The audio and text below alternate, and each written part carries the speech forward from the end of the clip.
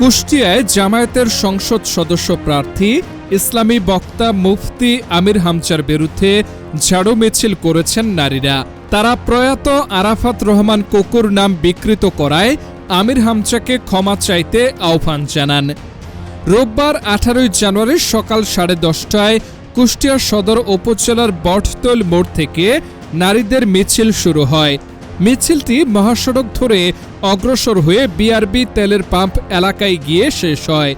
মিছিলকারীরা ঝাড়ু হাতে আমির হামজার বিরুদ্ধে স্লোগান দেন। ঝাড়ু মিছিলের নেতৃত্বে থাকা জেসমিন খাতুন জানান, আমির হামজার ওয়াজ মাহফিলে কোকুর নাম বিকৃতভাবে উপস্থাপন করায় তারা ক্ষুব্ধ। এর প্রতিবাদ জানাতেই তারা ঝাড়ু মিছিলের মাধ্যমে তাদের অবস্থান তুলে ধরেছেন। তারা এ ধরনের বক্তব্য থেকে বিরত থাকার পাশাপাশি আমির হামজাকে ক্ষমা চাওয়ার আহ্বান জানান।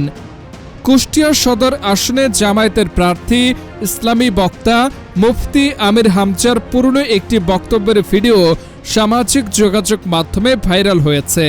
ভিডিওটিতে তাকে প্রয়াত রাষ্ট্রপতি জিয়াউর রহমান ও প্রয়াত সাবেক প্রধানমন্ত্রী খালেদা জিয়ার ছোট ছেলে আরাফাত রহমান কোকুর নাম বিকৃত করে উপস্থাপন করতে দেখা যায়। এ নিয়ে রাজনৈতিক অঙ্গনে উত্তেজনা তৈরি হয়েছে।